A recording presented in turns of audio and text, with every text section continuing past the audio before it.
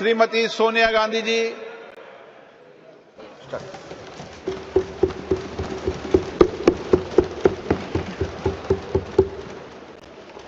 अध्यक्ष महोदय, आपने मुझे बोलने का इजाज़त दिया, मैं आपकी आभारी हूँ। भारतीय राष्ट्रीय कांग्रेस की तरफ मैं नारी शक्ति बंधन अधिनियम 2023 के समर्थन में खड़ी हुई।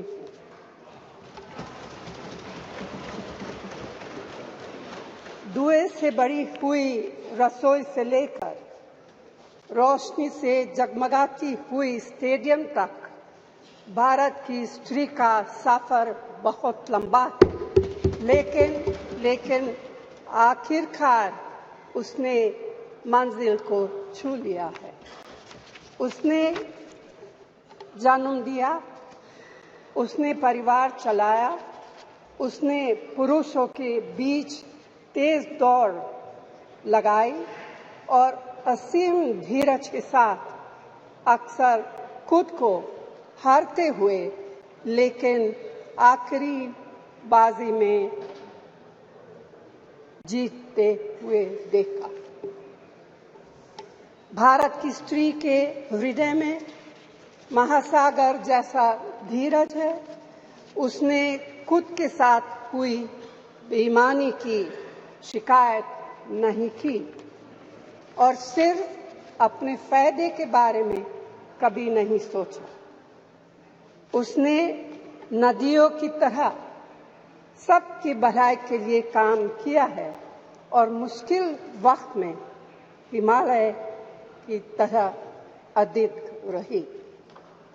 स्त्री के धैर्य का अंदाज लगाना नामुमकिन है।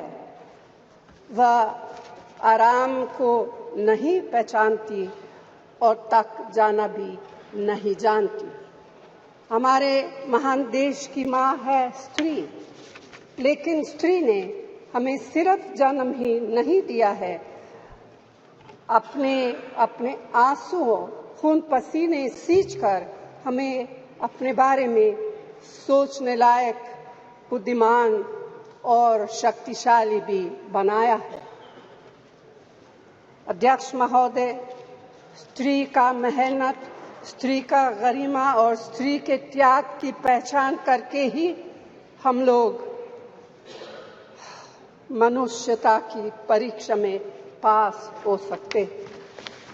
आज़ादी की लड़ाई और नए भारत के निर्माण के हर मोर्चे पर स्त्री पुरुष के साथ कंधे से कंधा मिलाकर लड़ी है। वह उम्मीदों, आकांक्षाओं, तकलीफों और घर गृहस्थी के बोझ के नीचे नहीं दबी। सरोजिनी नायडू, सुचेता कृपलानी, अरुणा असफ अली, विजयलक्ष्मी पंडित, राजकुमारी अमृत कौर और उनके साथ तमाम लाखों महिलाएं से लेकर आज की तारीख तक स्त्री ने कठिन समय में हर बार महात्मा गांधी, पंडित जवाहरलाल नेहरू, सरदार पटेल, बाबा साहब अम्बेडकर और मौलाना आजाद के सपनों को जमीन पर उतारकर दिखाया है। इंदिरा गांधी जी का व्यक्तित्व इस सिलसिले में एक बहुत ही रोशन और जिंदा मिसाल है। अध्यक्ष महोदय, खुद मेरी जिंदगी का यह बहुत मार्मिक क्षण है।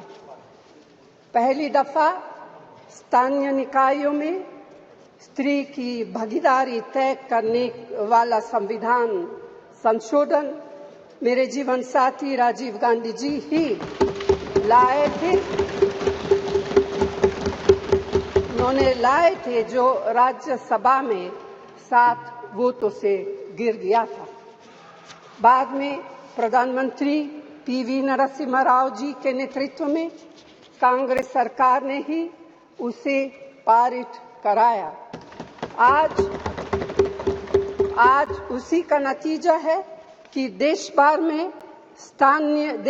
के स्थानीय निकायों के जरिए हमारे पास 15 लाख चुनी हुई महिला नेता है। राजीव गांधी जी का सपना अभी तक आधा ही पूरा हुआ है। इस बिल के पारित होने के साथ ही वह पूरा होगा।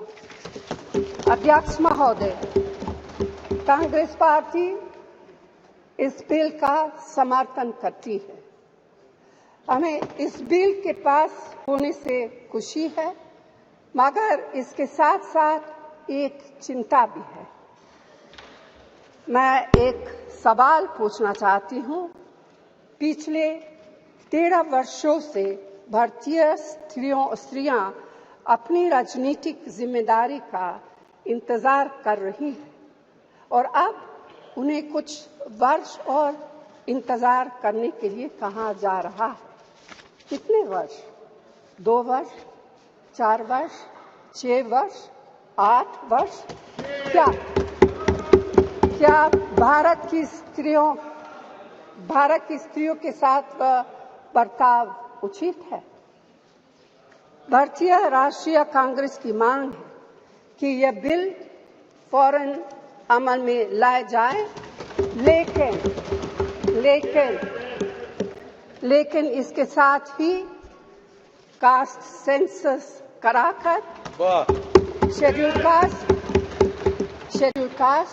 शेड्यूल ट्राइब, ओबीसीज की महिलाओं के आरक्षण की व्यवस्था की भी जाए।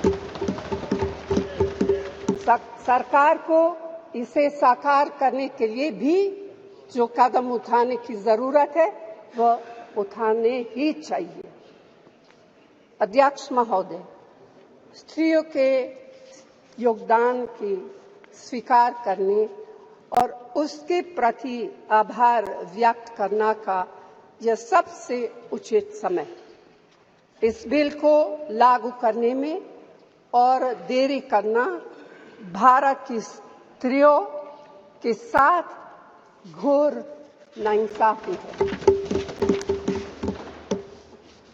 भारतीय राष्ट्रीय कांग्रेस की तरफ से मैं आपके द्वारा सरकार से मांग करती हूं कि नारी शक्ति बंधन अधिनियम 2023 को उसके रास्ते की सारी रुकावटों को दूर करते हुए जल्दी से जल्दी लागू किया जाए।